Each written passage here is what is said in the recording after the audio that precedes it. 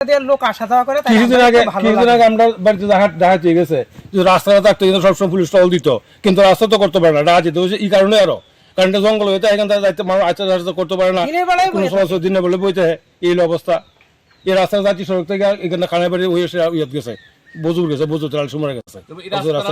রাস্তাটা যদি ভাঙে, এখানে প্রায় 20টা পুকুর আছে, 20টা পুকুরের মাছ সমস্ত নষ্ট হয়ে যাবে। তো আমরা মাছ যদি না চাষ করতে পারি পুকুরে, তাহলে ত্রিপুরা মৎস্যে প্রথম স্থান কে যাইব? মাছের এমনিতে আমরা আকাল যখন চইলাম বাজারে গেলে এখন মাছ লোকাল মাছ পাওয়া যায় না। এই বছর পুকুর নদী ভাটা বাংলায় পুকুরটি শেষ, তাহলে যারা পুকুর আছে তারা ক্ষতিগ্রস্ত হইব, আমরা মাছের আকাল দেখা দিব। পাশাপাশি প্রত্যেক দিন এদিক দিয়ে সার গোবর নিয়ে যাইতে হবে গাড়ি দিয়া।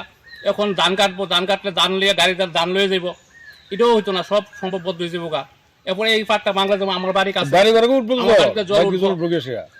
এগুলা সমস্যা লেগে রাস্তা অখন দরকার, রাস্তাটা সুন্দর করে বাঁধানো। এখানে বাস আছে, প্রয়োজন বোধ আমি বাস দেবো, বাস দেওয়া দরকার হলে বান দেখ দিয়া তারা কিছু মাটির ব্যবস্থা করুক, ইরেস্টোরিং করুক। আর এটা এক সময় পিডব্লিউ রাস্তা আসছিল, এখন পর্যন্ত পঞ্চায়েতের রাস্তা হয়েছে, কীভাবে হয়েছে জানি না আমি ঠিক।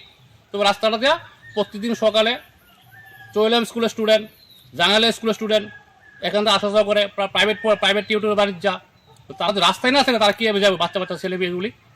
তাই সরকারের কাছে আবেদন, ব্লকের কাছে আবেদন, পঞ্চায়েতের কাছে আবেদন, যত দ্রুত সম্ভব রাস্তাটা সারাই করা হয়।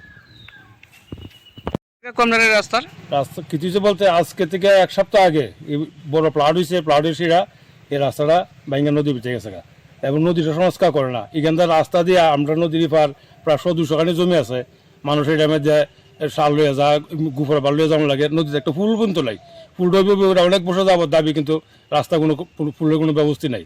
এরপরে এই রাস্তাটা ফোরামবাড়ি থেকে রাস্তাটা গেছে তোমার বজুর পর্যন্ত, বজু আবার যেমন রয়েছে বজুপুর গেছে, বজুরটা রাশিমার মধ্যে যাওয়া যায় রাস্তাটা দিয়ে সেটা, অথচ রাস্তাটা কোনো সংস্কার নেই, ব্লকও করে না, পঞ্চায়েতে কোনো সংস্কার করে না।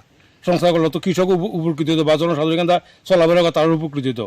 এই যে সোলিং করছে রাস্তাটা ইট বেড়া ভেঙে গেছে নদীর ভিতরে, এটা করে না, কেউ কোনো এটা সম্বন্ধে কেউ কোনো করে না, উল্টুই করে না বা কাজই করে না। এত সারলে যাও না, গোপুরলে যাও না, এই হলো অবস্থা এই রাস্তাটা দিয়ে। নদীর ভিতরে গেছে, নদীর সংস্কার করতো, কত জল টানে গেল গুলে বা এখান তো কিছু হানার ব্যবস্থা করতো, যে অবস্থা রাস্তা ভেঙে সে আমরা বাড়ি ঘর বেড়ে যাবো, এমন অবস্থা হয়েছে।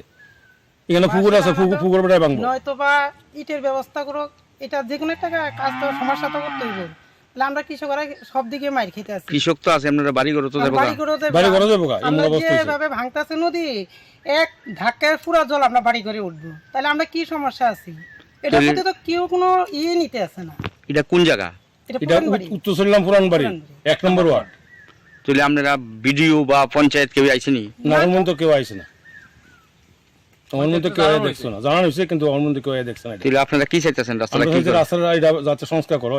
সংস্কার বলতে হানা তুইব, হানা দিয়া সেটা ইট টিট দিয়া সে রাস্তা সুন্দর করে করতে না, থাকতো না এটা।